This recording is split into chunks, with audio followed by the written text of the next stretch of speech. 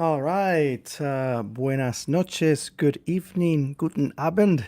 Welcome to Tertuliando en Cuarentena. For any of you who have never been a part of this space, is basically in Espanol for in Spanish for gathering and conversating and exchanging in this space of quarantine that has kind of taken us by surprise for the last 4 or 5 months now.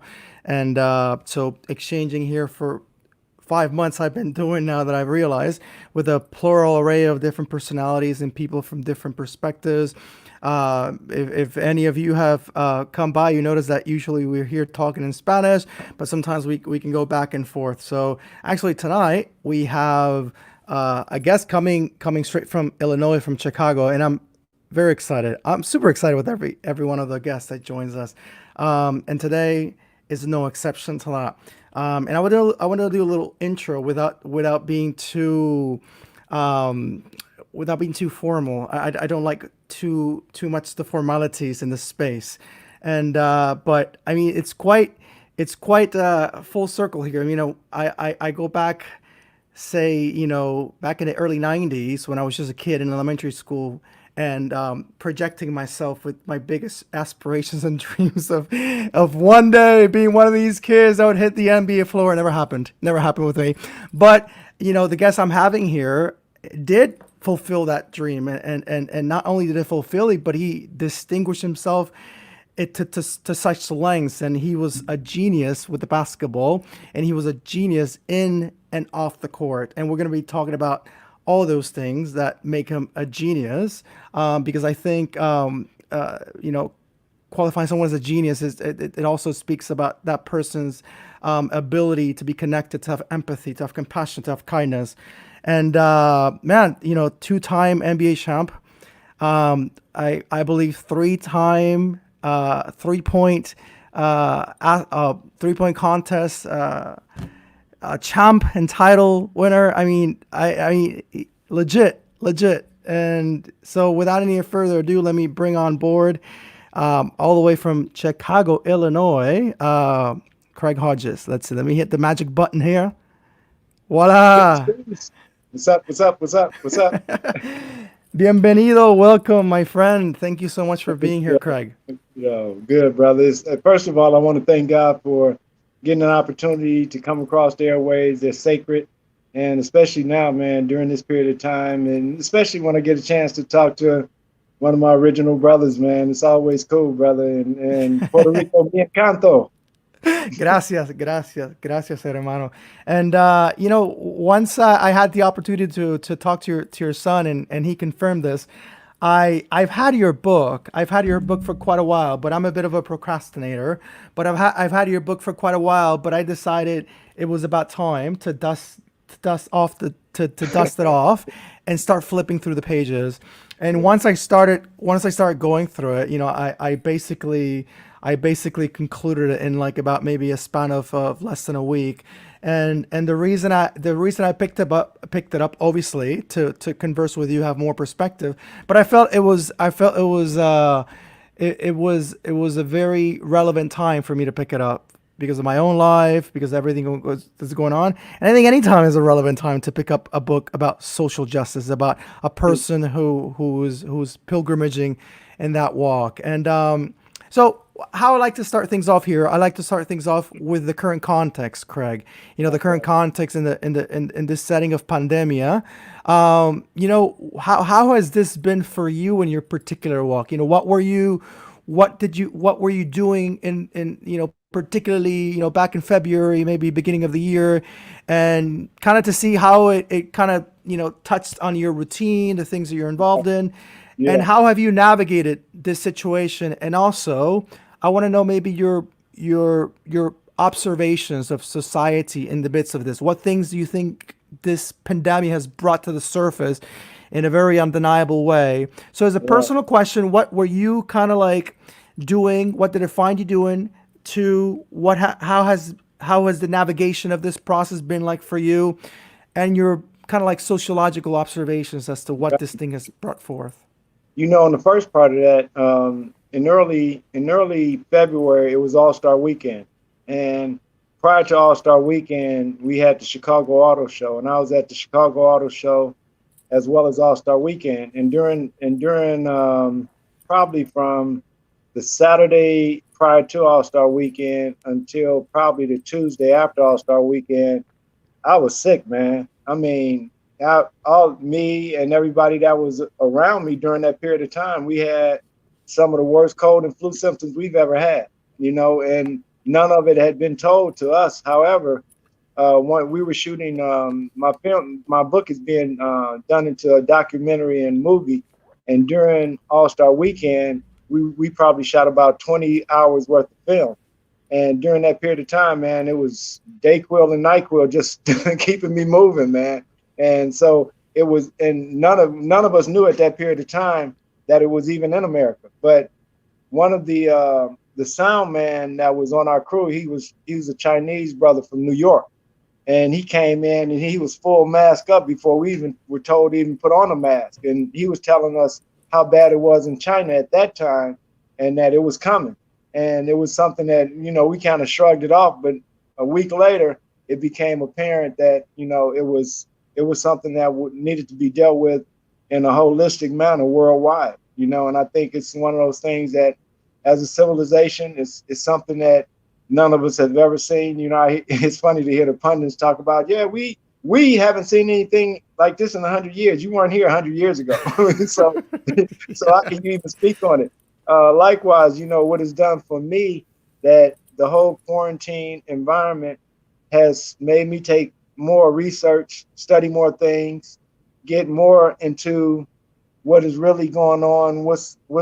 We see the public, but what's going on in the private side of things as best we can on our research and where it fits historically. And I think that's been the biggest thing for me is it's not ironic that the COVID is hitting Black and brown people more severely than anybody else in this nation. And it's not just about, it's not about, oh, well, we're just more prone to have these underlying conditions, but the underlying conditions of a supremacy racist system that has skewed medical, skewed educational, skewed economics in such a way where you're behind the eight ball, and any of these maladies that's ever hitting society is always going to hit us worse, similar to what happened with you brothers and sisters in the hurricane, and that you want to they want to say that you're part of the nation when it's convenient. And to me, that's been pretty much our existence in America and every place else where you find us as a people, especially those of us who fall under the banner of African, and it's not just us, but right now I think everybody has had a chance during this period of time, whether you are in America or elsewhere. You've seen the oppression of the Black masses, and you've seen how one incident could cause a flurry of activity that has now caused many nations to really stop and take a second look at their policies overall, where Black and brown people have been concerned and where poor people are concerned. We stop and we think about Dr. King and him during the height of what he was doing when he was assassinated. It was the poor people's campaign, and he was just showing how during the Vietnam War, we would spend $300,000 to kill a Vietnamese soldier, where in fact in America, instead of putting that towards our people, we was putting $350 towards the poor people campaign. So it shows the relative inconsistency in the words that are put out by politicians compared to the actions. It's funny because there's usually a very a conveniencing tactic in using discourses, like for example in this time of pandemic, something I've heard in the school district I was working for. The superintendent here was showing, who is very right leaning, was showing her very genuine concerns for the development of children and the development of kids that don't have that idyllic school environment. So everything gets optimally idealized. They're concerned now about kids' safety. Kids that are normally exposed to child abuse, now they show this overabounding concern. All throughout the rest of the year, nothing. Yeah. There's Yeah, no concern. when you talk about child abuse, that's something that that we really, really, really, really have to stop and take a look at, not just from the standpoint of what's going on now through the COVID, but what has gone on in the past, man. And just in America, 1.5 million children missing, and nobody's concerned about that. And I think that's something that we have to be more conscious of, and that human trafficking is something that's real, and just not from a standpoint of, we, like you say, man, we throw sound bites at things and then put an idealistic approach that, it's amazing how the perpetrator can come up with the solutions. You know what I'm saying? And that, you can have these policies that are set and skewed in such a way where you talk about your average Puerto Rican brother in Chicago, man, it's going to be hard for them to get a job, man. And then you wonder why people do the things that they do. It's the outlets that aren't allowed and aren't given because of the color that you are and the zip code that you're from. In this space, I like hearing the stories of he or she or those who are partaking of the space, and I think a good question to encapsulate that is to allow my guests to share at least three experiences that they believe are experiences of cathartic nature, experience of transformation that they can gather in their lives. And I ask you, Craig, if you can gather, I'm sure there's plenty more, but if you can kind of like galvanize, those moments, those kind of like forks in the road of experiences in your life. You can go all the way back to where you were a little kid, No question. even as to recently as an hour ago. Transformation is always happening. If you can share three experiences that you feel were definitely formative in the person that we have before us today. No doubt about it. The very first one is the assassination of Dr. King. Being 8 years old, running and, coming in from the school ground, having fun, and seeing my grandmother and my mother cry, and my grandfather cry. And I'm like, man, what is going on? And then to find out Dr. King had been murdered. And if you would have went in probably any household in America in a Black community, you would have saw three pictures on the wall. It would have been Dr. King, Jesus Christ, and John F. Kennedy. You know what I'm saying? And that assassination of Dr. King put into my mind that I had to study who this brother was because it meant so much to my people. And all during my life, he's been a steady, mentor of mine from afar and from beyond, from the standpoint of the eradication of the evil triplets of racism, militarism, and economic exploitation. And to be able to go to Long Beach State, which is another part of that transformative experience, because when I was 21, one of my best friends, a football player at Long Beach State by the name of Ryan Settles, was murdered. And he and I were the two top athletes at our university, and we were both preparing to go, him to the NFL and me to the NBA. And that experience in itself was one that tied me back to what the experience was when my granny and them were crying, that at that point I was 8 years old, so it wasn't really emotional to me, but the emotional tie that I had with my brother showed me that I have to speak truth to power, regardless to what vein of life I'm in. It's about having a realization that you have to stand on the principles that are guided by people who have been mentors in your life. My granddad, my mom, my grandmother, they taught me to care about people. They taught me to love your neighbor like you love yourself. And that one of the blessings of growing up during the movement was literally, I love my brother more than I love myself. Therefore, it was never no black on black thing like it is now. It was never no beefing. And part of the beefing we have now is because of the assassinations during the 60s of our Fred Hamptons and Mark Clarks and that type of thing as far as Chicago is concerned, where I am. So I look at, the assassination of Dr. King, the murder of Ron Settles by the Signal Hill police, and then me going to the White House and giving President Bush a letter. Those three experiences have really given me some idea of who my life is, you know what I'm saying, and what my life is, even to some degree where it was from beyond me to where you got to write a letter to the president. When we won a championship in 1991, June 15th or 16th, and I thought we were going to the White House right then. Had we went right then, I would have just won a dashiki. But we Mm-hmm. went to the White House in October, and I had time to do whatever. We go into training camp, and the night before we went, it hit me that I have to make sure that I say something. I can't just go to this event and it be me going just to be going and celebrating me as a basketball player. But this is an opportunity that my mom wished she would have had, to be able to speak to leader of the free world and bring forth our issues and the issues of those who have been disenfranchised, poor people. And it wasn't just about African American, but within the context of the letter, I made sure that the realization that no one in America has been more exploited than us, man. You know, and as far as us building the nation, you stole the Native Americans' land, but in some form and fashion, you've been able to give them some of theirs back. You know, we are still waiting, and that's why a lot of this stuff that's going on, pandemic wise, globally, the shift in economics and all of that is showing me that, you know, there's a karmic vibration on the planet, man. So when I look at the destruction of Puerto Rico, when I look at the lack of a response by our federal government and the callous disregard for life, where if that was an epidemic in North Carolina or Texas, we Okay, having some it technical is problems. I it see is so we got you back. There you go.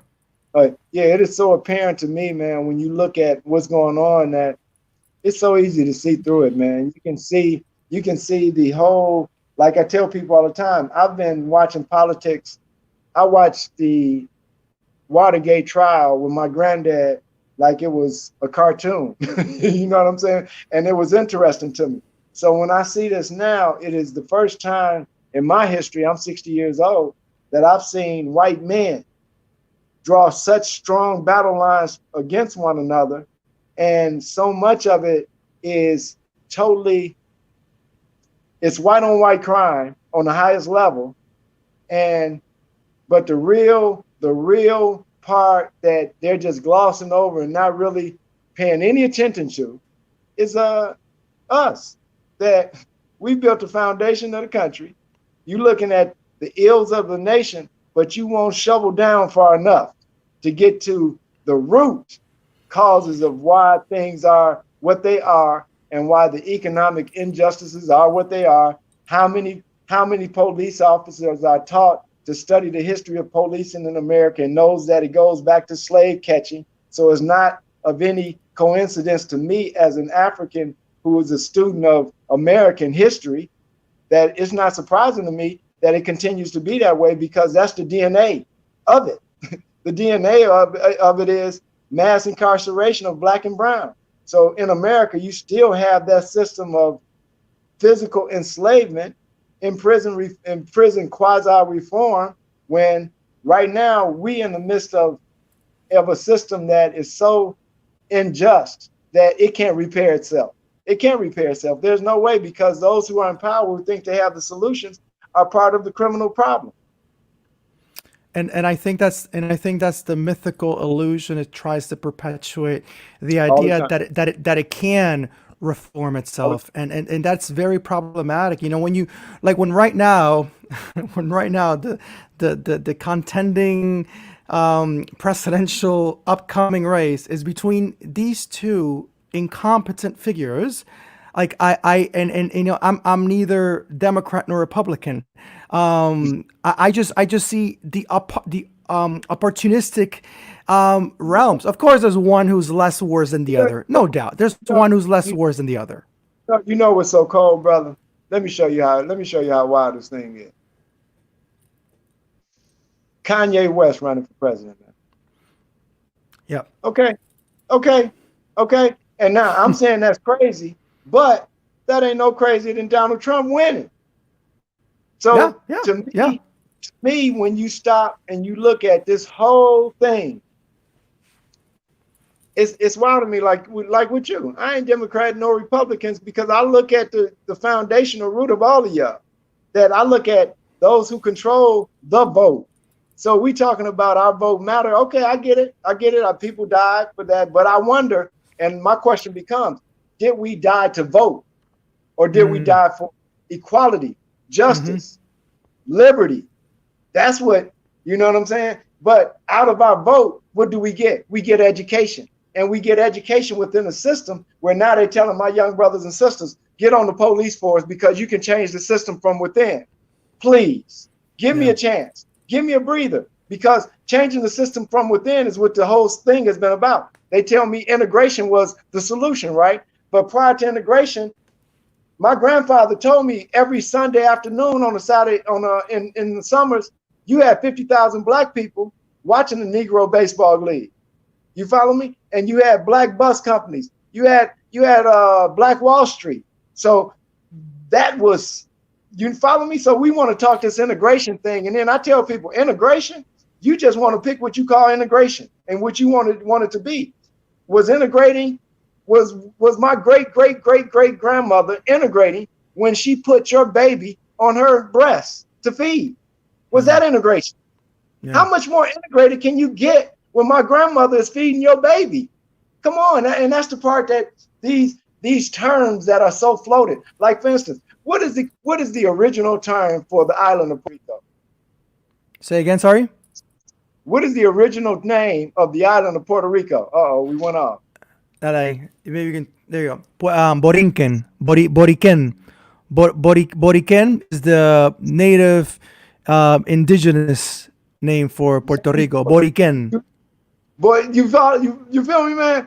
Those are the things, those are the terms that need to be revealed. And for whatever reason,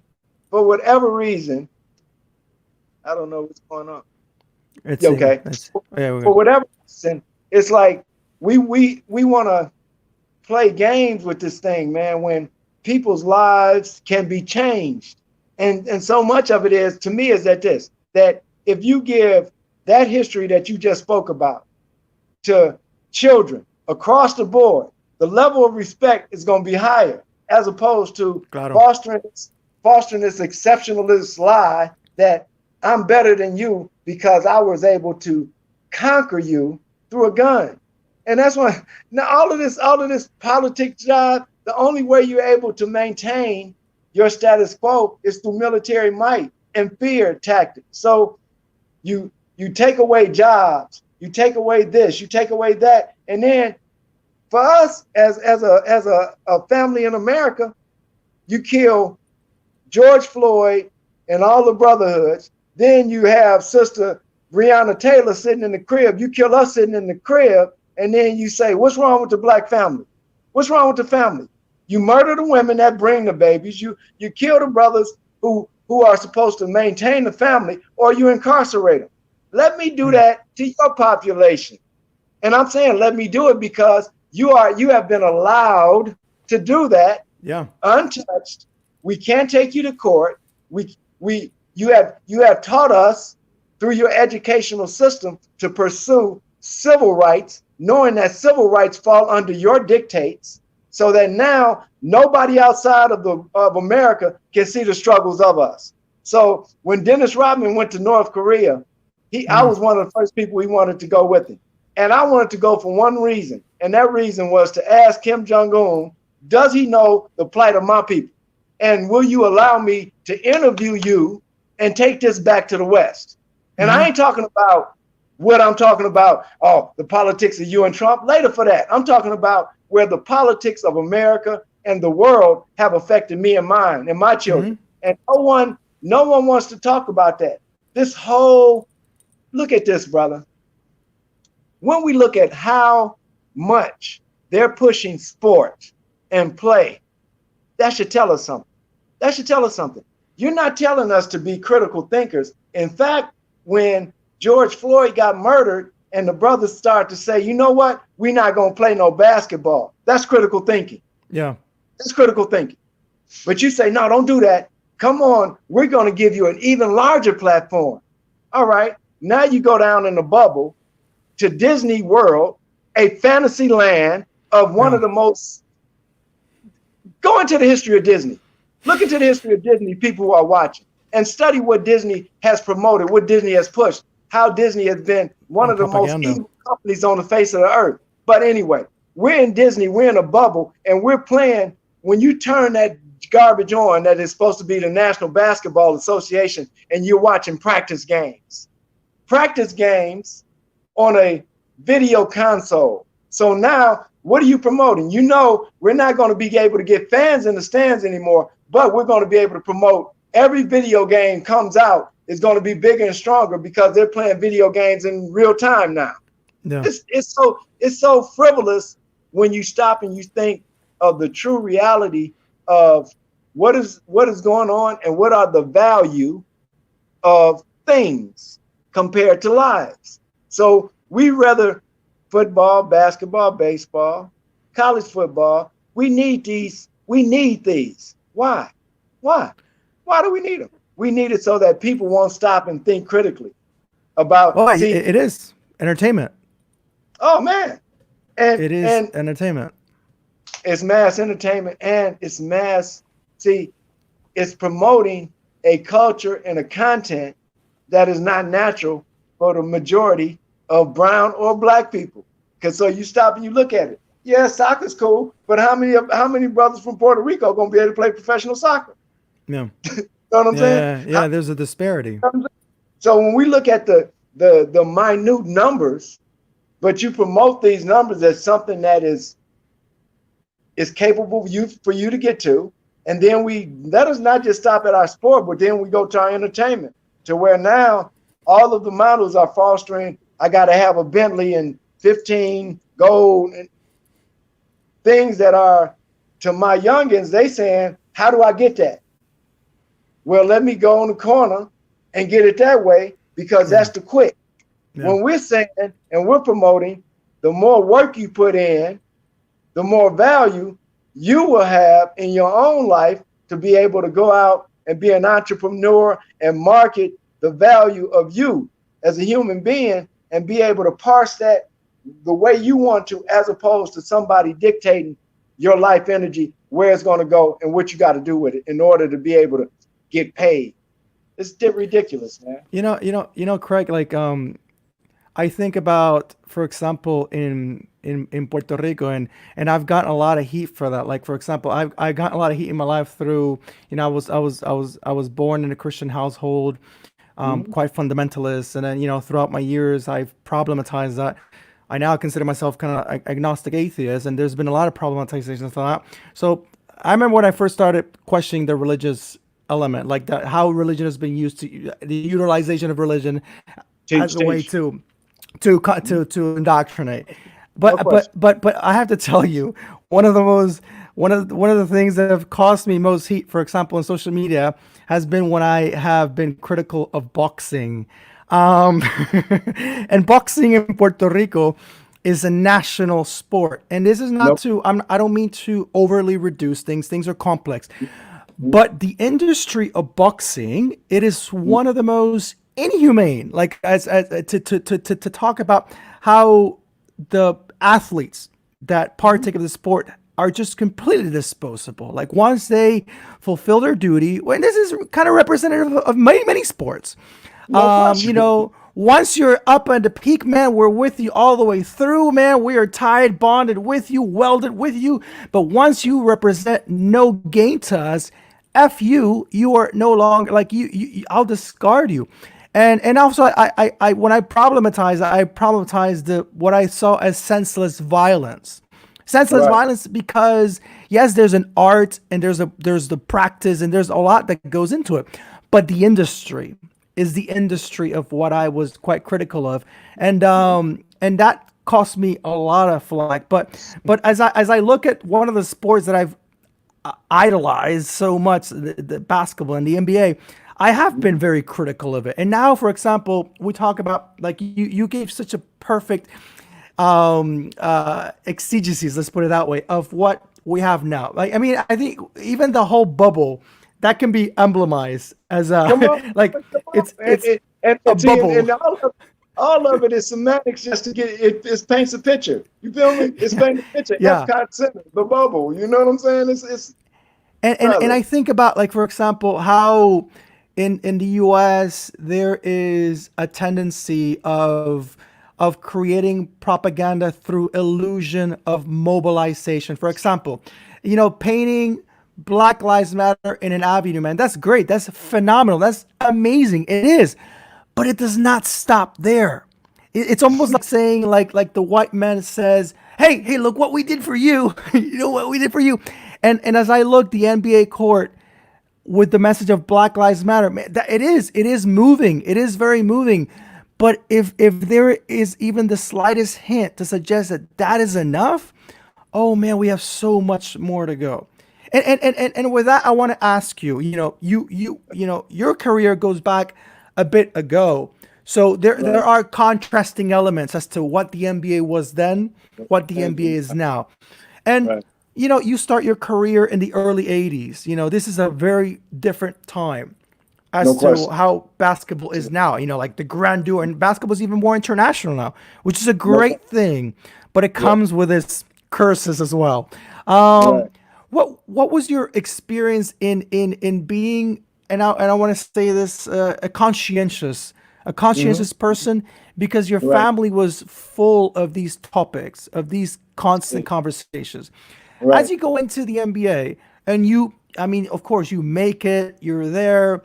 What are maybe some of the first things you start noticing that you begin maybe problematizing as to maybe a disparity, as to maybe some things? What were, being, I understand you start with, start playing in California, San Diego. What are some of the things you start noticing? And Well, how, and let's stick to that question. What are the first things you start noticing? And I'll ask you a follow up. one of the things that I want all your listeners to do is a great book by one of our sisters who recently passed by the name of Dr. Frances Cress Welsing. It's called The ISIS Papers: The Color Conflict. And she did a great expose on sport in Can you say general. it again so I can write it here? It's called The ISIS Papers: The Color Conflict, and it's by Dr. ISIS, Francis. ISIS papers Yes, and it's by by, Dr. Francis Cress, Cress Welsing, Welsing. And she literally studied the psychology of this whole thing, man. So when we look at the whole realm of sport, I was blessed to go to Long Beach State and get a chance to study what I was getting ready to come into from the standpoint of it being one of the last bastions of white supremacy, racism, plantation form where owners own people still.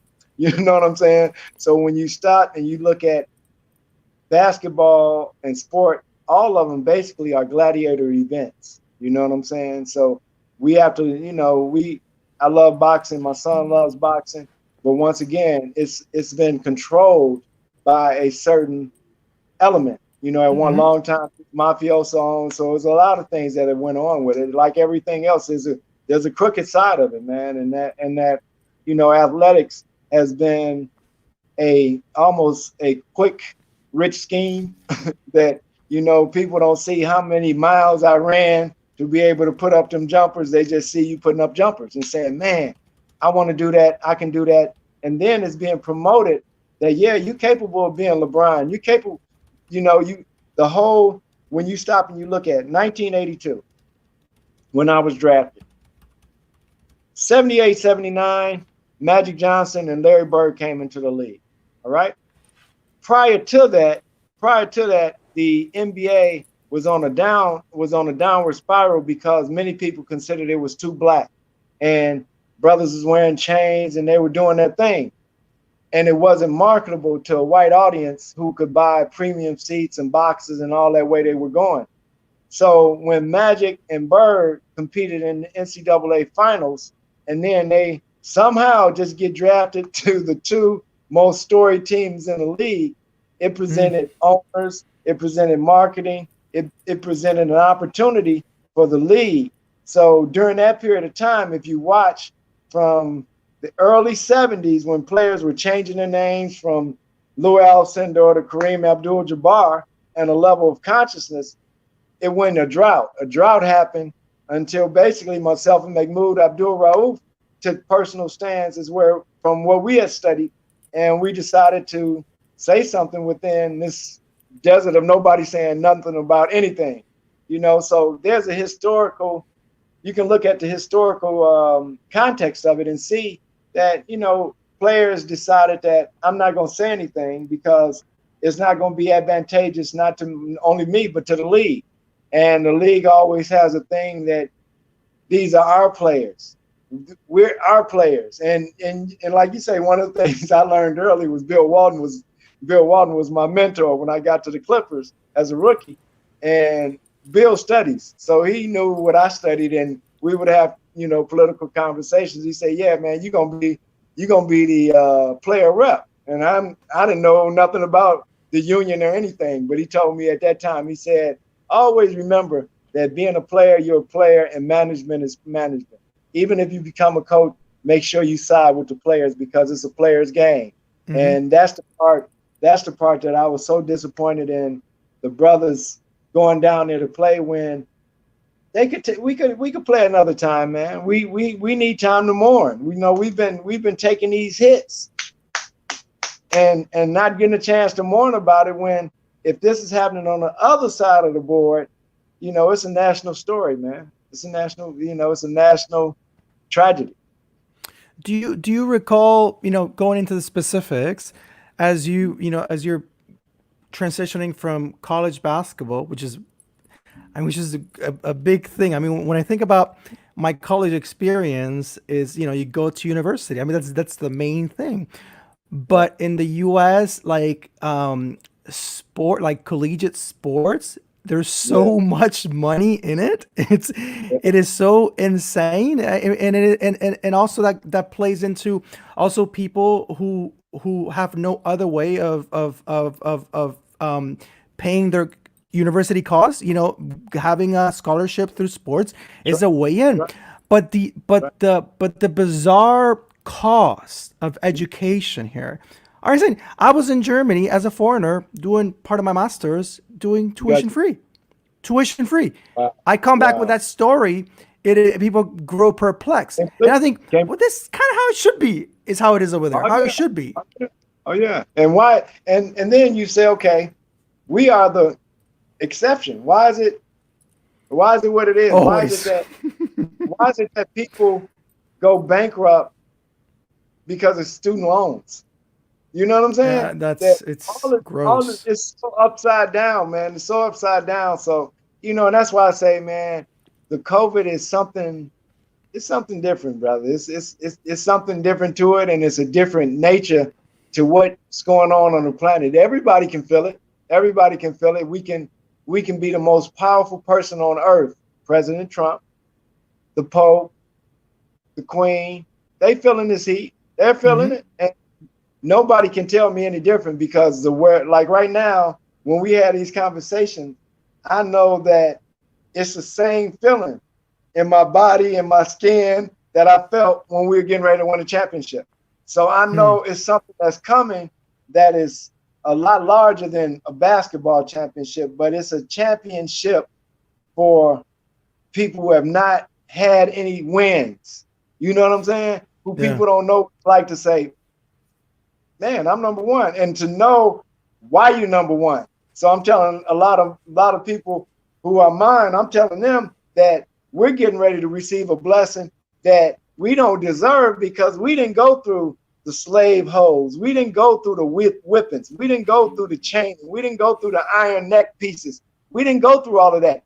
But those of us who are here to pay homage to those are getting ready to see something that is so much more powerful than the governments of this world could have ever gave us in as far as reparations are concerned. So just be prepared. Same thing with my brothers and sisters on the island of Puerto Rico. It's getting ready to happen for them beyond anybody's wildest comprehension. So when we look at that whole water situation, we're going to have more water than we could ever use going forward because we got to know. So like you're saying, that one piece you were talking about, I'm like you, brother. I grew up in a Baptist household, all right? So my granny is a saint to me because I saw how she would have the intuition to tell me to take this flour and sugar down to Miss Mary's house, who didn't have none at the time, who was getting ready to send her baby to the store, and told me that as a shorty, that, tell your granny I'm thank her so much because I was just getting ready to send my baby to the store to get some sugar. So the intuition of that and the sympathy and empathy and the good-heartedness that to know that my neighbor needs something. That's what I grew up on. Now, for me, the thing for me was, where do we fit in Bible? That was brother, to this day, that has been one of my, when I'm talking to people who are scripturally sound, ministers and the like, is that I truly feel like I'm not looking at this thing from the outside in, that I'm looking at it from the inside out, because I feel like I'm a descendant of those that are in that book, and that book is not a book to me. It's the life journey of my ancestors. And that now at the end of it, that thing they call revelation, that now we into this new thing, brother. And that's the part where it's a whole new paradigm shift, that all, like you say, all of the books enslaved Africa. So what's with them? Whether it be Bible, Quran, Torah, y'all all had a part in our enslavement. Now that we're here and we're able to take a critical look at that thing called Bible, that thing called Torah, that thing called Quran, and see it for what it is, that those are books for people to be able to have, because our little finite minds can't handle this thing called creation. It can't. No way, it'll blow our scalps. You feel me? So these words that we putting together tonight are so important, that they're more important than Bible, because the master taught us this. You're gonna do greater things than he did. No. So what is that? So what is that? And we wanna say, if you're not inside of this brick and mortar place, studying this thing right here. But what about this? What about when you go out and you help your neighbor change a tire? No. You know what I'm saying? Like here in Chicago, if you go out in a snowstorm and a sister is the most devout Christian and you're a Muslim in a bow tie and she can't get her car out and you start shoveling, you think she's gonna say, no, you're a Muslim, I don't want you. You feel me? Yeah, it'll come down to that. Reality, a big reality check. We get stuck on these things, man, and they become a divisive mechanism by those who are making off millions and billions of dollars, and we're thinking it's a spiritual thing, and they're using it on a monetary thing, and then turning it around and throwing that monetary back at you like, why you ain't got it? It's a prosperity thing. Yeah. Come on. Everybody on that. Go ahead. And it's very problematic because those who create the narratives are those who perpetuate the narratives. And for example, I for a very long time I've been very much critical and skeptical of the infallibility that's placed over any text. The infallibility as though, and it brings attention of how it brings attention to the adventures of missing the points, because even those people that, let's say, speaking about the Bible and the Judaic tradition behind it and everything, those people, I've had friends here who are theologians. I've had friends here who are Biblistas, and I've had friends here who are hermeneutics and have been dedicated their whole lives to studying the Bible, or I should say the Bibles, because of the different translations. And they some say, man, if like for example Paul thought that his words would be perpetuated into this canonized, irrefutable realm, he'd be like revolting in his grave. He'd be like rolling in his grave, because it's missing the point. Yeah, missing the point. And so many times, brother, it's like it was like for me, I went and played ball over in Italy. So I get on the bus and I'm reading my scripture, and the Italian brothers come back to me, what are you doing? And I'm like, I'm reading the Bible. And they're like, you reading it? Papa reads to us, saying that the Pope reads to them, that they don't ever opened it to read it for themselves. And that blew my mind. Now, check this out. We're getting into the scripture, and I'm telling them that it's certain parts in the Bible where it's talking about people were black, right? So Mm. I show him in Book of Solomon where it says Solomon say, hey, I'm black because the sun hath laid eyes on me, right? So I show it to the Italian brothers, and they tell me that I got my own Bible. And I laughed. I said, what? They said, You yeah. got the Black version Bible. They was calling saying that I wrote my, I said, man, this is, and that just shows you how from culture to culture, how this thing has been Yeah, colonized. manipulated. Yes, by man, by Mm. man. You know, not telling everybody I need you to read along with me so that you can receive it the same way that I have, and you can take your God given in you and feel it and be about it and spread it. And don't just stand in this building and think that because I'm in No. this building, I'm saved and you ain't. What? Yeah. Okay, Yeah. okay, The okay, binary, the binaries that we live under okay, okay, need to be definitely problematized. okay. Craig,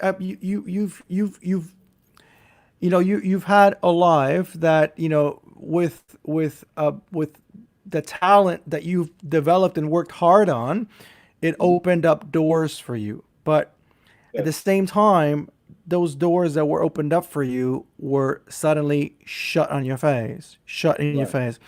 Can right. can you share when, and it kind of touches a little bit into my last question. When when did you, as you were in the NBA, when did you realize that you were getting in trouble?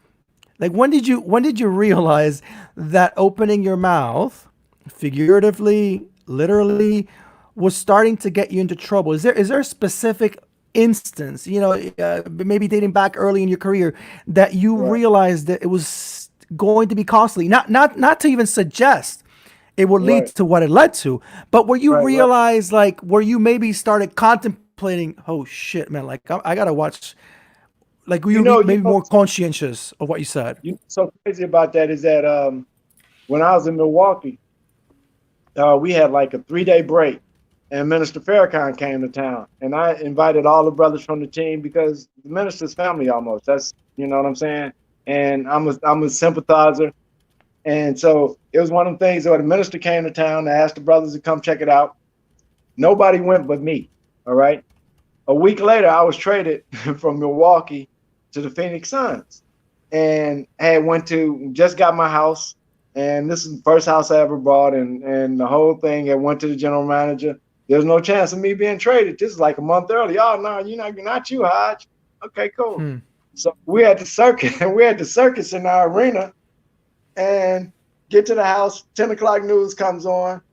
The Bucks have made a trade. I look at my wife at the time. I was like, man, I wonder who got traded. And the phone rings.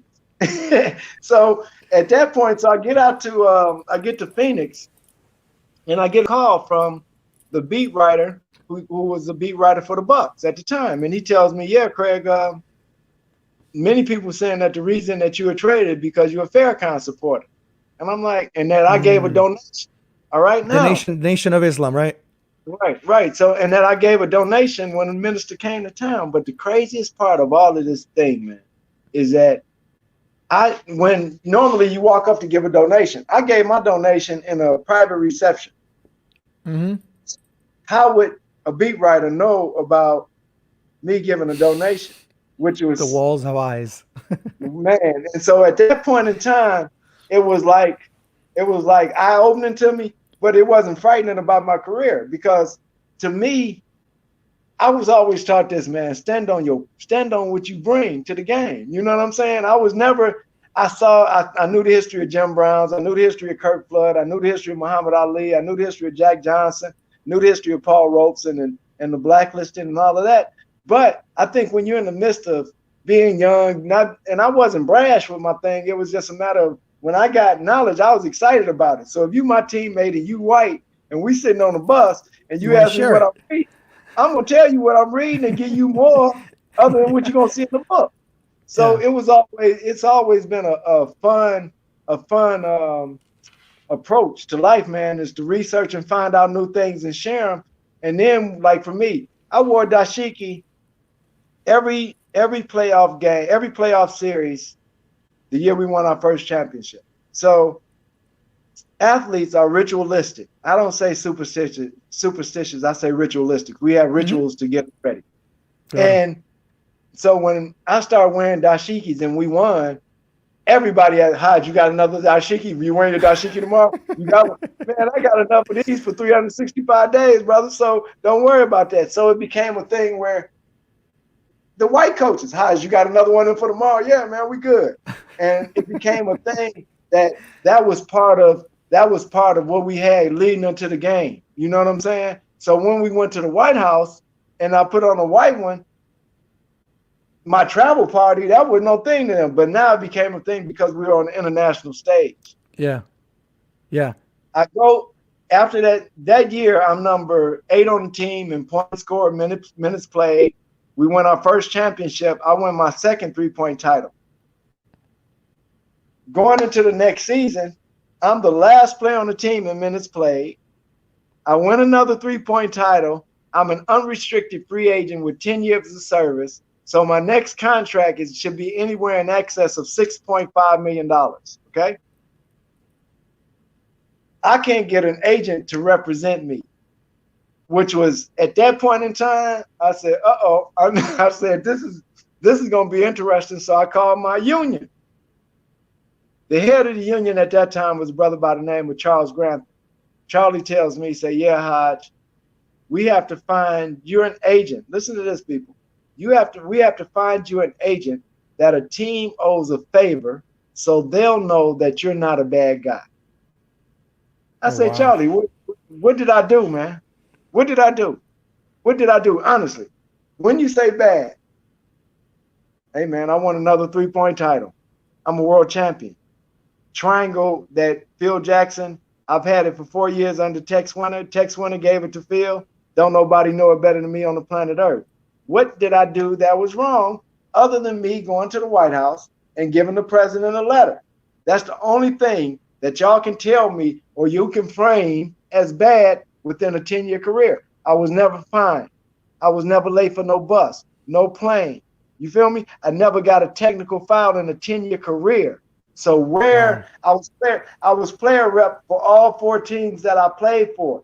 So my character and we would be in practice. And I'm on the other side of the court, standing, I'm not in play. And the ball would go out of bounds between Scotty and BJ. And Phil Jackson from the other end of the court would say, Hodge, call that.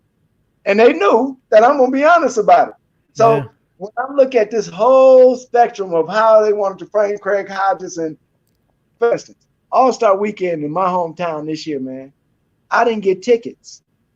I didn't get a credential from the NBA in my hometown. Do you follow me? So Yeah. this thing, so when we talk about blacklisting, what they did to me is, I understand it. But my son, who you spoke with, Jabril, he was one of the best shooters in his class. You feel me? He's the all-time 3-point shooter in Long Beach State history. The brothers whose record he broke, Lucius Harris, played 10 years in the league. How does my son not even get a look when all of my colleagues, him and Steph Curry and Seth Curry, were in the background at All-Star weekends shooting jumpers together when they was little boys, and I'm beating his daddy shooting. You feel me? So don't tell me, and that's why this whole thing like now is so clear to me, where I see it for what it is. And so I was asked a question the other day, would you change it? No, I wouldn't change it for anything, because the lessons have been so profound that had I gave up, had I not continued to teach, like today, I was in the gym teaching young brothers who getting ready to go to the league also. So It's a certain baton that was handed to me from my granddad about teaching this game, and from my mom about studying our history. So the student athlete in me continues. And that's why I tell people it's about the critical thinking part of this whole thing is so much fun to me right now, because it's an entrepreneur weaving together of our people, man. And that we are everywhere, like this conversation with you.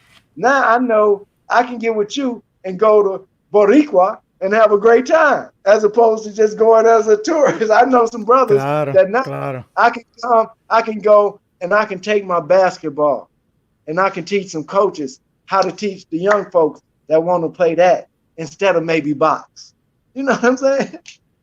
And I think that specimens like us Yes. that are continually problematizing, not saying that as a badge of platitude, but as it's just as a very instinctive thing, because it's like once you take that little red pill, once you become aware of things, it's very difficult to become unaware of things. It's Right. very difficult when you see how Okay. things get glossed over. It's very Yeah. difficult.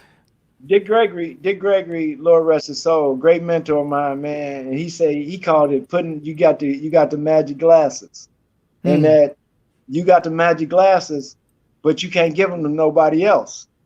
You Yeah. feel me? But you They can won't tell them work. They won't you work can't.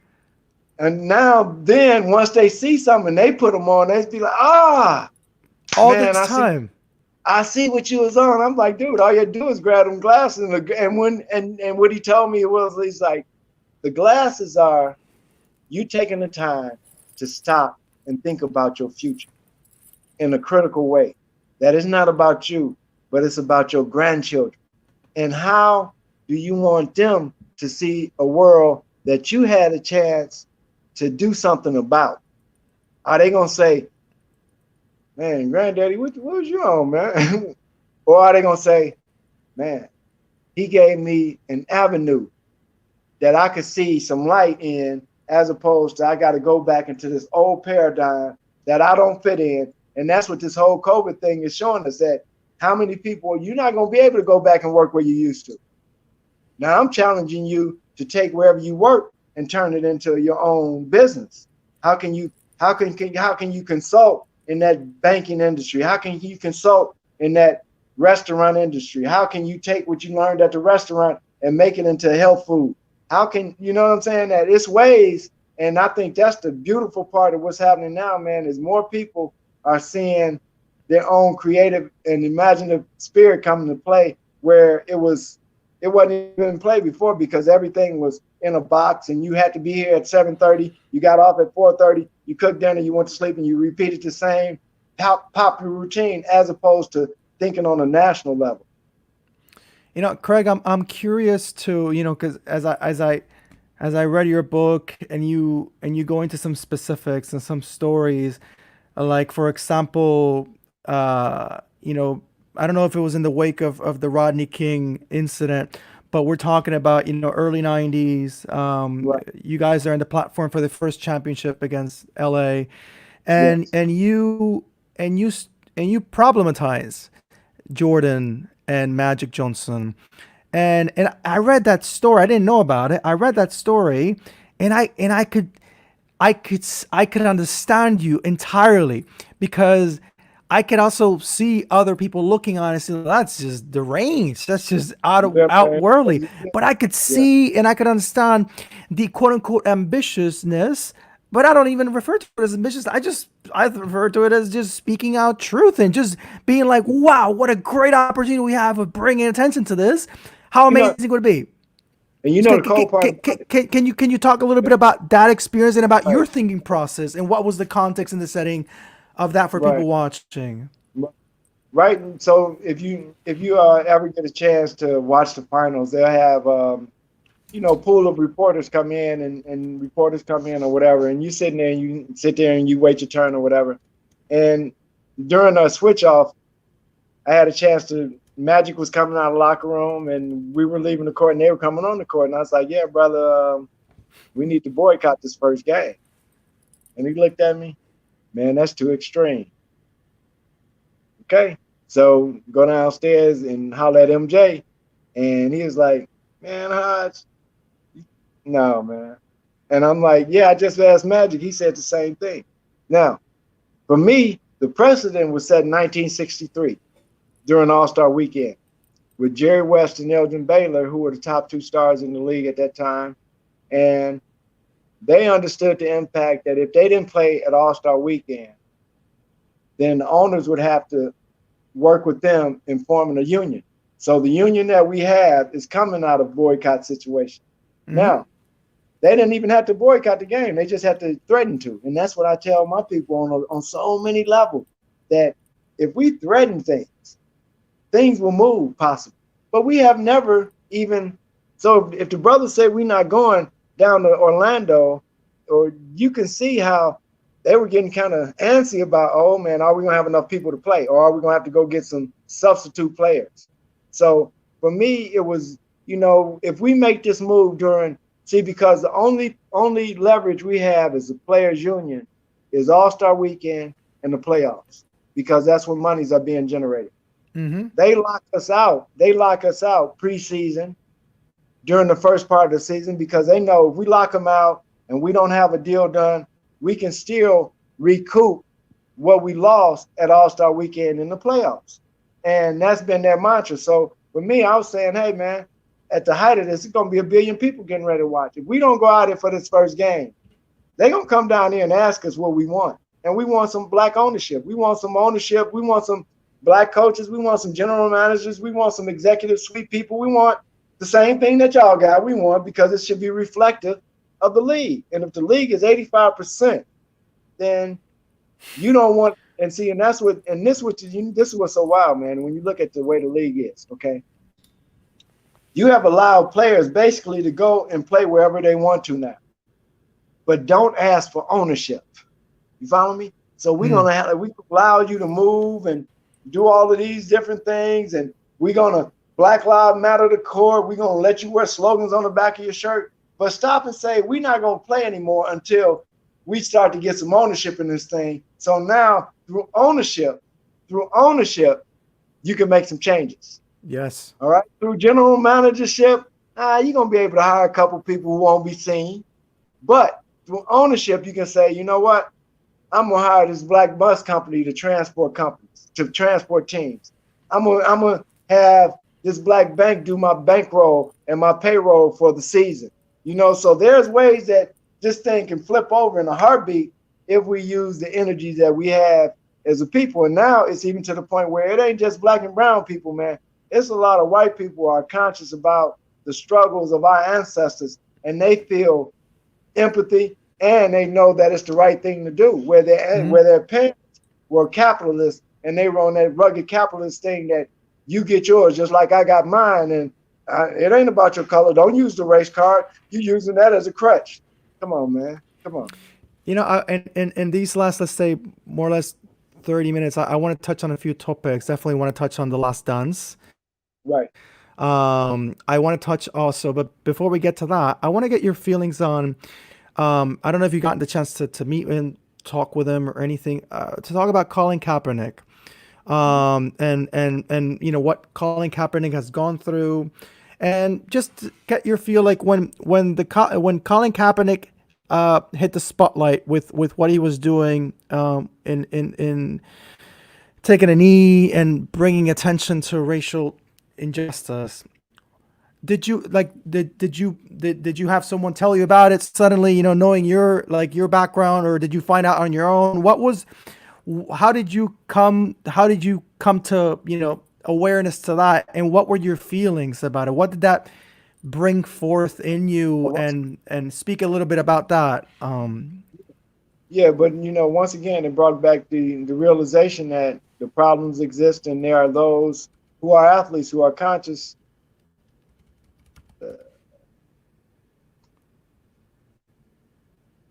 Let's see. Oh, sorry about that. You back? Got me back? Yeah. If you want, what you can do, Craig, I'm going to take you out, come back in again. I think it's because you got a call. Come back in again, and then it should work. You just hit the link that you have, okay? Okay. Give me a second. Yep, no problem. Okay, so we're going to wait for him to come back, and let me, right here.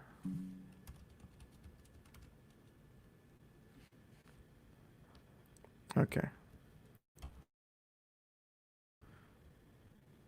Let's see. All right, so for those who are just tuning in, we're just waiting for Craig Hodges, two-time NBA champ, three-time three-point contest winner, and long-time political activist, and a passionate voice for justice, empathy, compassion, and kindness, to come back in. Let's see. Okay, we got you back. We got you back. So talking about Colin Kaepernick, let's giving the context. I think this goes back maybe 4 years ago. We Right. lost you again. We lost you Again, again. Give me a second. Let's see. one Maybe second. I'm going to take you out again. If you can, Let me get. Let, turn off notifications because that might trigger this happening again. got you. Give me in a second. So I'll take you out, come back in, and I just got take you. out notifications, and it should not be a problem again. Okay. So we're about to talk a little bit about Colin Kaepernick and a little bit on his legacy of social activism. Okay, let's see. All right, so anyone watching, I always mention in the beginning, but if you're just tuning in, you can comment, leave questions, and I'll try to bring them about. We're waiting for Craig Hodges to come back in again, and let's see. Okay. This is how this space is. It's very spontaneous, very organic, very stress-free. If there's any technical problems, we'll work through them, and then when they are no longer problematic, we'll just continue. It's completely fine. So, saludo, amigos, amiga, for those Spanish speakers. Let's see if we can hear. Okay. Good. So we're talking about Colin Kaepernick and his social Right. activism. This comes to the attention. What are your feelings? Have you ever gotten a chance to talk to him, meet him? Tell us a little bit about that. Never had a chance to talk to him, man, but definitely admire his courage, man, and as well as the other brothers who stood up around him, because it's hard to do that, man. It's hard to be able to, take a position and knowing that it's not a popular position with the masses, and then to have a lot of heat and to be able to stand and withstand it and do what you do. I applaud him for it, man. I've reached out for him a couple times, but I haven't had a chance to meet him. But look forward to talking to him when I do, man. And let's talk a little bit about The Last Dance and Uh-huh. kind of bringing this conversation to a landing. I Right. have not seen it. I have to be honest, I have to watch it, but I was a little bit turned off in the beginning. But I got to watch it so I can opine. Have you watched it? Yes, I did. The Last Dance. Okay. So well, first, before we get into The Last Dance, I'm sure you probably heard about it coming out. You know, How you know, was so you know what's so crazy about it. Check this out. I didn't know that it was coming out until 3 or 4 days before it came out. Literally, because like I said, I've been working on my own documentary as well as we're doing a feature film. So it's been. So they told me, yeah, MJ got this thing coming out called The Last Dance, and for me, I'm like, why is it called The Last Dance? And then I saw that Phil put that as a mantra. This thing is gonna be their last time together and all of this. So then it made sense to me because that's Phil. And in watching it, it was one of those things for me. It was cool to see a lot of the historical clips in it and to see us in camaraderie as a team winning championships and the like. But at the same time, it was kind of cold. Some of the things Michael said about teammates, and just, the way it was kind of skewed. It was skewed. It's Michael's thing. So it was skewed in a manner that was good for him to be able to make some more bread, man. And continue to air up. Yeah, the air upness is over till forever and ever, amen. This is Yes. unstop. It really is unstop. Oh, To talk about, you played with one of the greatest players in history. right. I want us to talk a little bit about that. Let's talk about the incredibleness of an athlete that I'm sure worked his ass off his whole life. I mean, that's the No product doubt, of it. no doubt, no doubt. And for So, me, so, go ahead. what was it like for you? What was what did you learn from him? What do you feel maybe you taught him as well in I that? think right. One of the things for me, I was blessed to play for Tex 1 or 4 years in college, man. So when the offense was turned over to Tex, it was like I was an assistant coach along with him.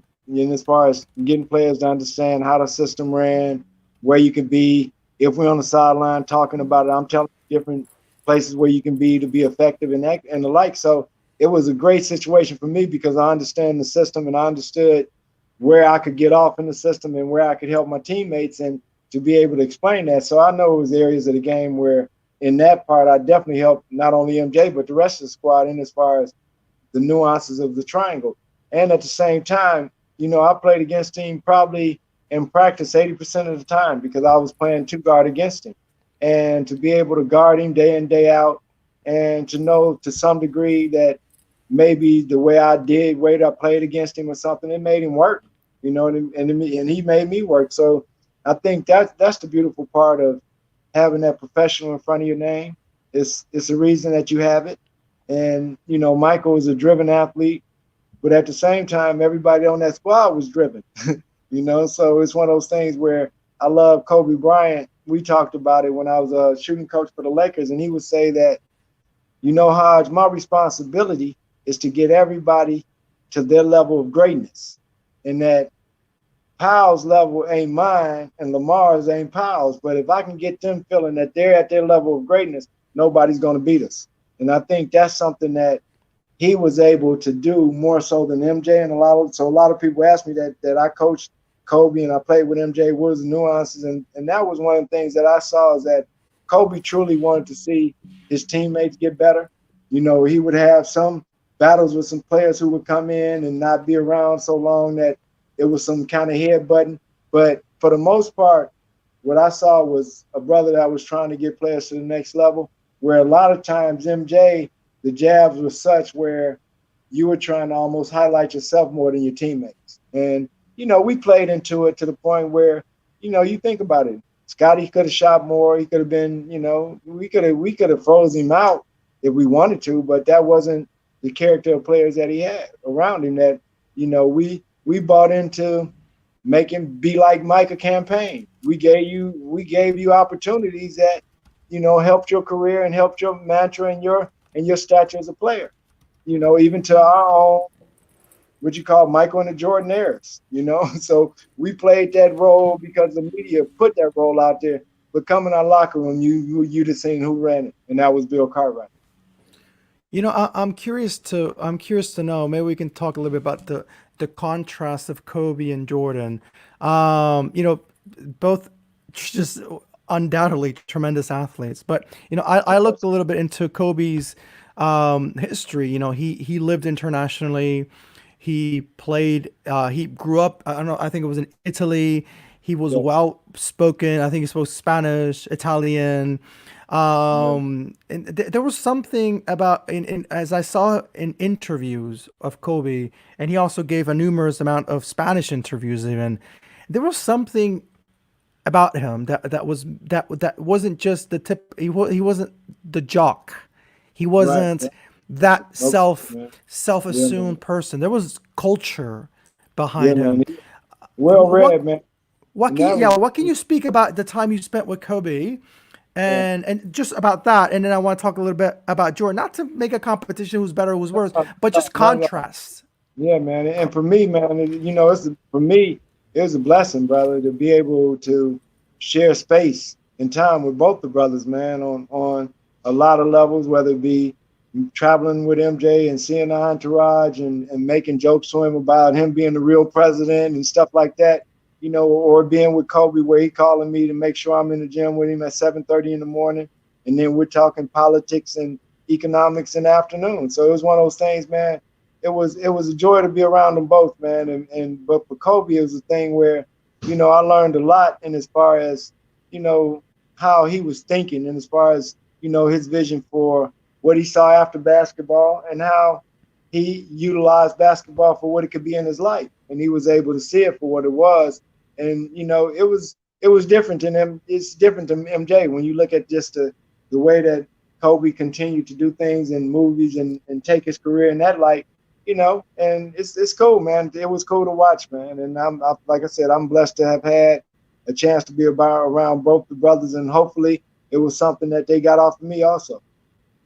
Do you recall any time where you maybe had the chance to speak to Michael at a bit of a deeper level level, and there might have been some reciprocity there, or did that never really occur? One, I wrote a letter. I wrote a letter to the media people right after they were talking about him gambling or something.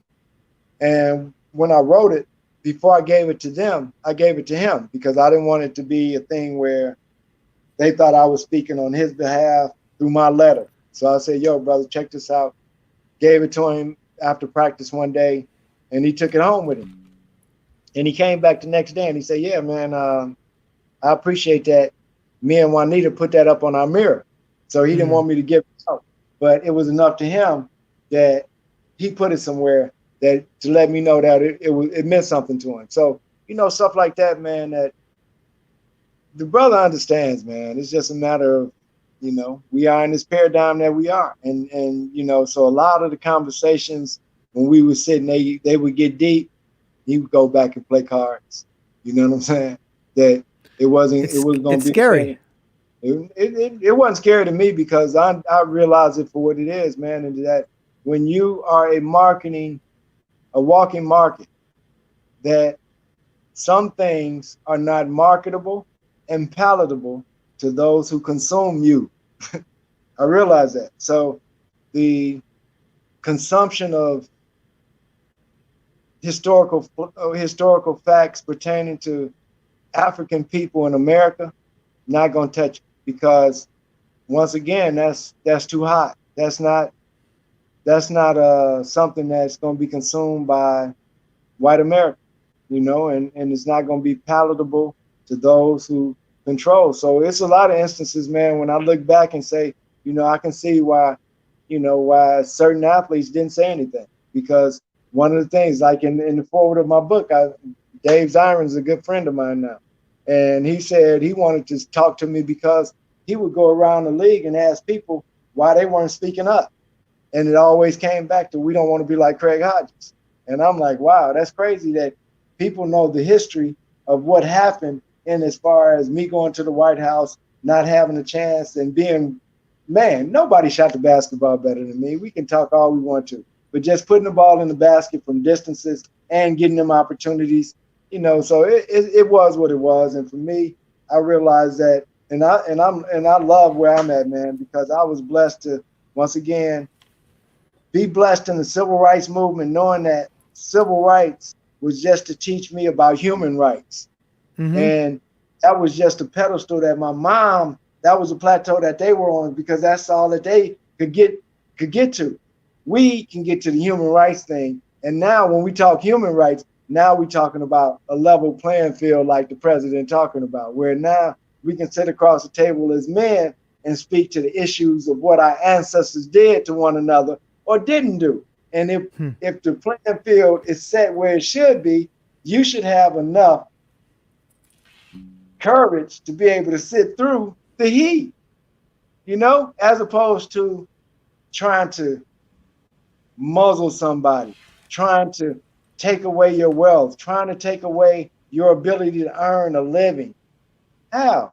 We play games, man. This is a game. If you can't see that me playing a game, Colin Kaepernick, if you don't see Colin Kaepernick taking a knee, is not going to affect somebody earning power that's a white person.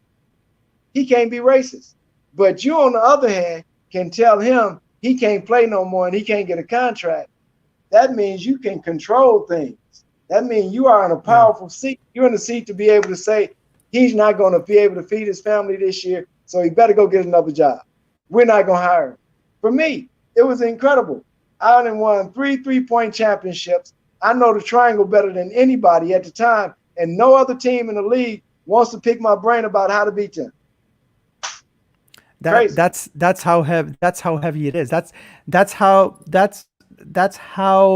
sacred that button you pushed was and is. Man, it still is. And that's the part that's the part that's totally being glossed over. So the part that was totally glossed over is, man, what about the exploitation of Puerto Ricans? What about all of this? What about utilizing Puerto Rico as a bank? Yeah, as a military base, as a bank, as a Yeah, Come on. And that, it's so many things. It's so many yeah, things. man, it's so many things that are not in the public view, Yeah, you know? it's and there is hope and there's hope in the wake that there are people that are waking up. There's people that are And you speaking know out. what? I want you to change that word. It ain't hope no more. This thing is coming into fruition. Good. This is what we're talking. Me and the fact that me and you are having this conversation right now, Yeah. please. That's confirmation for This me, brother. Because juncture. man, and see, think about this. How many brothers you got behind you? How many brothers and sisters I got behind me? This is a link now because I sent out at least 20 people to follow this tonight. So they got their people. And the one thing that we know that this energy, that it has to be, I always tell people this when all of this is going down and the George Floyd and the NBA and all that, I said, I was part of the movement as a baby and I felt the energy of it. We're at that energy point and we can't lose momentum. So when we continue these dialogues, the momentum is They staying carry. there. Yeah. And see, and us as athletes, we know, when you figure out that momentum means something, when you ain't got it no more. when, Yeah. but Yeah, when you it feel his come on you, absence. when you come on it, you be like, yeah, we rolling, we rolling, we rolling. And then somebody miss a couple J's, they go the other way with it. Nah, they're rolling, and you trying to stop this ball from rolling down the hill at you. And you be like, man, when you got momentum, you got to keep your foot on the pedal, man. And that's why I'm telling my people, continue to study, continue to research, continue to think good and positive about where we're going, man, because that's what it's all about. And it's getting ready to happen for us. Now it's just a matter of how we're going to lay the foundation of this so that it come out that brothers are working together on both the national and international level in the level of respect for what we bring to the table for one another, not opposed to, oh man, I I should have this because no, you shouldn't have that just because you're a wealthy basketball player who ain't thinking about nothing. That Yeah, don't matter. that's why problematizing is so important. You can't just take things as like they're just like gravity, like they're meant to be like that. No, no, no, no. You know, I saw in probably second to last question. There is this interview I saw where you, and I thought it rung so true to me, where you made this contrast between, Michael Jeffrey Jordan the human, Mm-hmm. and Michael Jordan, this monster, this creation, this entity Mm-hmm. that's created. Frankenstein. Can you talk a little bit about that? So we can look at it like this. Okay, when Michael Jordan hit that shot at North Carolina, he had no idea, none, that he was going to be Air Jordan 6 years later. Okay, now marketing wise, no other team athlete had ever been marketed as an individual, like a golfer, like a tennis player. So David Falk took the example of what had happened with Jack Nicklaus and Arnold Palmer and said, okay, now the person Michael Jordan is going to take a back seat to this imagery. All right. And this imagery is going to be so huge that people are not even going to ask for that personal Michael Mm-hmm. Jordan because this image is going to be larger than life. Yeah, And it idyllic. worked. It worked.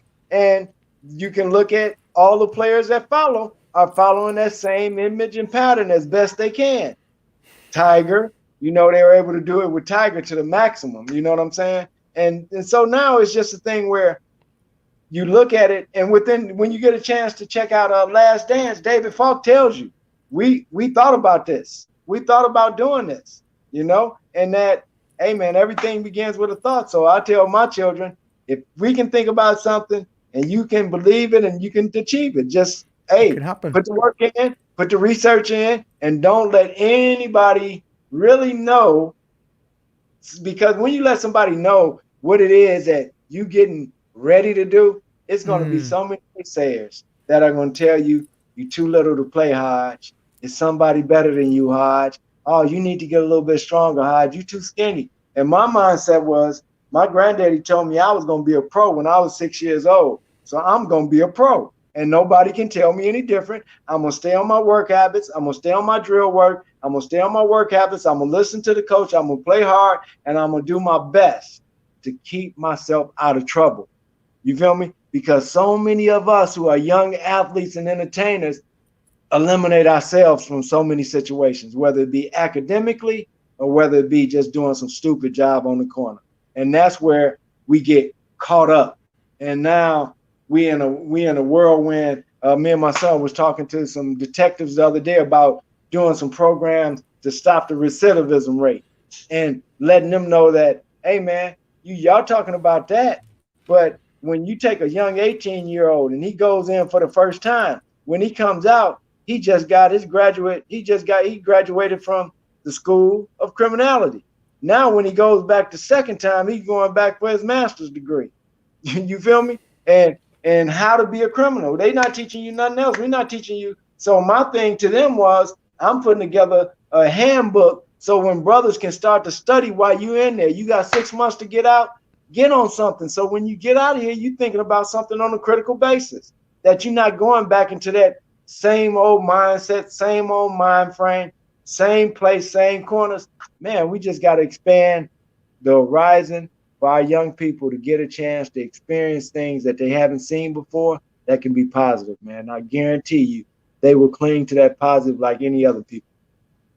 And speaking into the power of not merely positive mindsets, not merely cliche words, but like Yeah, the trueness of having someone there to impart life into you, and someone out there who has that credibility, like you say, your grandparents, your grandfather.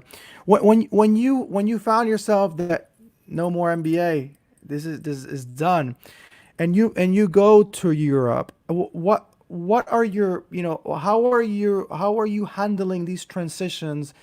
And let's, speak about Europe in terms of, was Europe a school for you? Was that, it was was there it was was like, there anything there? when I went over there, I went over there just for the mindset of coming back, showing the NBA that I was capable of playing. So when I went there with a mindset of going to get numbers and coming back and showing them I just went over there and averaged 30. Somebody give me a contract. So I was only there for like 4 or 5 Very months. pragmatic. Yeah, so it was one of those things where I had great relationships, and I would have loved that. At that point, my sons were probably 8 or 9 years old. And I felt like now in hindsight, that would have been a great time to take them with me. But it was Mm. just things going on at that time. And just me going over there trying to get back. But the one thing that I found is it's amazing how different cultures, man, how different people are grounded in different ways. Where soccer was so big over there that basketball almost took a second place to soccer. But at the Mm-hmm. same time, the camaraderie around the energy of towns was so wild to me that every town was like a college town that you would go to, and they'd have a little cheer, and it was cool. It was cool to be around and to see, but to see that it had its place in society, that it wasn't way up here. It was still where it was supposed to be. That politics, education, and it filtered down to sport. You know what I mean? To where in some ways it was where it's supposed to be. Where over here it's almost overboard. Last question for you, my friend, Craig. I've So I've really I've enjoyed this dialogue so much, and same. I and feeling I have a brother all the way in Oh, Chicago. It definitely yeah, it yeah. comes close to my heart. I Yes, sir. value that great deeply. Um, as you look at your life now, lived 6 decades of your life. You have Yes, you have grandkids now, I believe, right? yes, sir. Yes, sir. Yeah, eres un abuelito. So as you pilgrimage this new chapter of your life, and you're meeting the younger yous. No Can doubt. you No can you doubt.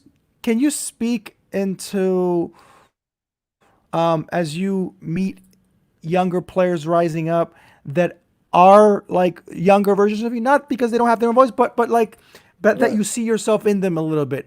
How No how doubt. how how do you like how do you analyze the current environment right now that they're in, and what are some conversations that you have with these new players, or even some that are coming in, they're just very fresh out of the womb, and Yeah, man. they are Yeah, man. conscientious, they are living in a more conscientious world. What are some conversations that you have with these people, and what are your readings as to how things are right now, and what could Yeah. be, could there be future Craig Hodges in terms of being And I'm shut telling out? you, man. Yeah, well, and that's the thing. I feel like one thing about this generation with social media, man, they have a lot more access to stuff that's conscious. Now, what I find though is that the consciousness is threaded in with so much madness. You know what I'm Mm, saying? So it'll be woven in with something that's rap, that's totally left of consciousness. So it's a, when we can get, like when I'm in the gym and doing sessions like that, after it's over, I can stop and kind of vibe where somebody's coming from by the questions about if it's a youngin, man, you play with Michael Jordan, you rich, you got a big house. So I see that you looking at the model of richness as opposed to, let's stay and see. One of the things is getting them to realize that it's a process. It's a process, man. I don't care what it is. It's a process. And you have to know the fundamentals of any process if we're talking about making it to whatever level of quasi success that mm-hmm, you consider that to be. And it can't be what I'm telling you it's successful for you. You got to feel that, and you got to know, and you got to set them goals. And those goals have to be, some of it can be inward where you don't let anybody know. And then some of them are outward that you put out as challenges for yourself. And to be able to say that, yeah, I'm going to get up every morning and run 5 miles, Dad. Yeah, I'm going to see what you do, that boy. And then you get up and you run your 5 miles. And them kind of challenges you can put on yourself. But some of them have to be inward, that you know that there's an opportunity for you to do something. However, like you said, it's about your support base. It's about the mentorship. It's about the information that you're getting to get where you need to go. So a lot of these young brothers want to be pro, but ain't got the clue about the footwork. So I got to teach you how to walk into the game, how to pivot into the game before I can even teach you how to shoot. So hmm. you want to come in and shooting threes right away, and I'm telling you, nah, that ain't the process. Oh, but Hodge, this is what they're doing. Yeah, but you watching pros, dude. You 9, you 10, you 11, you 15.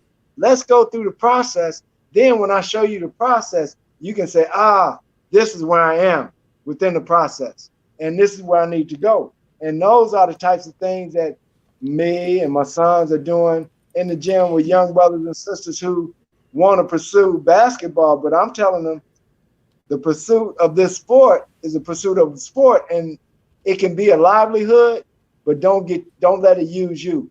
Understand the student athlete portion. That's got to be the foundation of any sport and play, man. You got to be thinking about something. I lied to you. I want to ask you one more question. Oh, no problem, no problem. And this is a question I ask most of my guests, and Yeah. it has to do with this quote that's commonly attributed to the wrong person, but it's commonly attributed to Eduardo Galeano. I think, I believe he's a Chilean author. I might be mistaken, but it's about utopia, the utopias, and they have is this classroom discussion, and they're talking about the utopia as this reference point in the horizon, and you take 5 steps, you step forward 5 steps, and then you see the utopia in the horizon taking 5 steps forward, and then you take 5 more steps, and then you see take even 5 more steps forward, and then you feel and you realize that it is this unattainable reality. So then the question comes up afloat: what then is the purpose of the utopia? And then the answer to that is that you continue moving forward.